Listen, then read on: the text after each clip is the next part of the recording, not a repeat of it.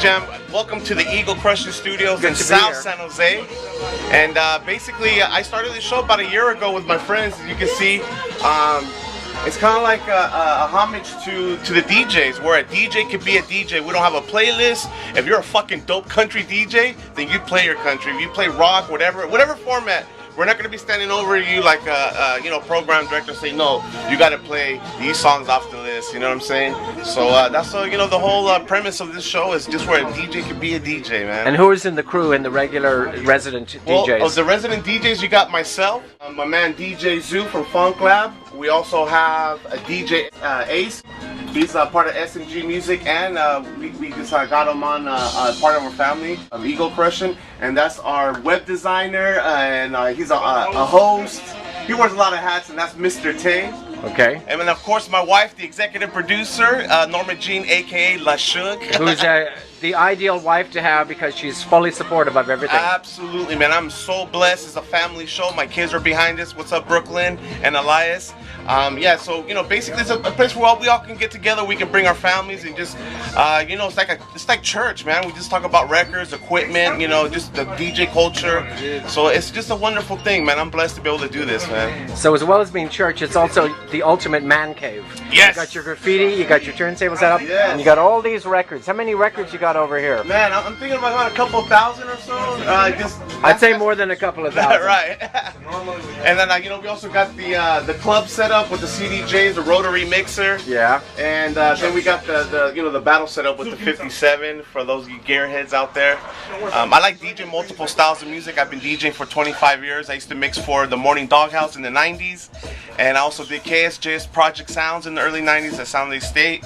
And so back then we didn't have no YouTube. So to me it was like looking up to you, like you, Kevy Kev, the Wake Up Show. I love house music, so I used to listen to Your Mama's House on KML, and I was just been influenced a lot by radio. Back in the day, and you remember this, we used to break records. You know what I'm saying? Yeah. And that was our job, and that's another reason why I did this, because I like to see DJs play new music or play new remixes, and we don't get those no more on mix shows, So speaking of the pre-digital age and now, I mean, it was such a different world back then when you would have to tune in to Kevy Kev, or you'd have to tune in to whatever radio station show to hear the music. What do you think are some of the positive things and the changes in the digital age from the way it used to be?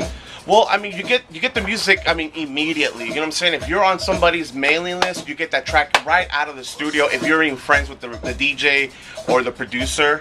I do miss my record guys, like Sean Kennedy, who would come up to the club and say, yo, Reese, I got the latest from Death Row.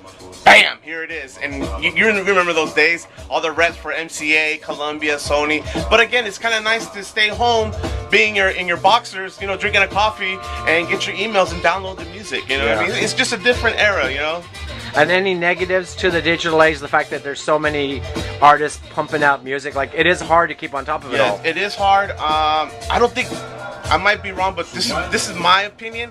Music doesn't last as it used to back in the day. You know what I'm saying? Where you can still play So What You're Saying from EPMD, and I still get that same feeling when I first got it in a record pool. Yeah. If you know what I mean. Music doesn't last that long. Those songs will come in 6 months and they're gone. You'll never hear about them again. Yeah. But those classics, they sure stand the test of time. Absolutely. When you think back on it, I have my favorite. I'm sure everyone in this room does too. What are your favorite years for hip hop music when it was sort of the majority of it was guaranteed all killer, no filler? For me, it was from 89 to 94, 95. I love those records, man. Especially when they were coming out of New York. Of course, the Bay Area, we had our own sound as well. And those were some great records, you know what I'm saying? Like Group 415 with Richie Rich, of course, Too Short, Mac Mall. All those guys were just legendary people, especially in the Bay. You had to play the Bay records, And for a while, I couldn't get into it because I was so into the whole East Coast sound. But a group of DJs that changed my whole outlook towards that, and that was the Pirate DJs. My Motion, Ivan, Rolo. I learned a lot from them, because not only they would play stuff that was coming out of New York, but they also had their ear out what was going on in their backyard.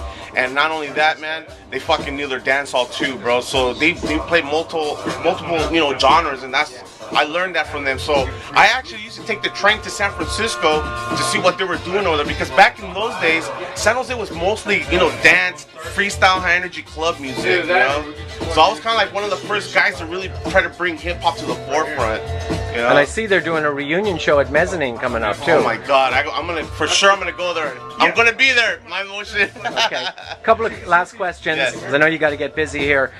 When exactly did you start doing this, and how difficult is it to broadcast the way you do?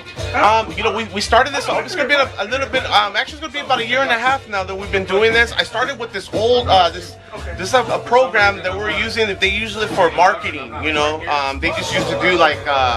Where you can have meetings and you give somebody log in and they log in. So I started just broadcasting because I have friends all over, you know, the United States, and they want to hear me play. And I just got a camera, a laptop, and they just got that software. Now, when I hooked up with Ace, we started using Ustream.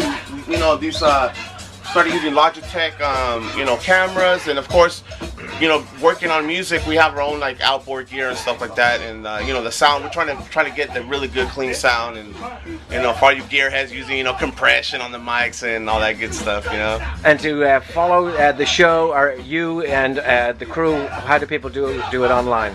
Well, you know, that's the wonderful thing about Twitter and Facebook. You guys got to be on Facebook, man. I mean, everybody's definitely on there. That's what we use mainly to promote. You know, it's a great tool, man. You got to use the Twitter and the Instagram and Facebook. Any shout outs?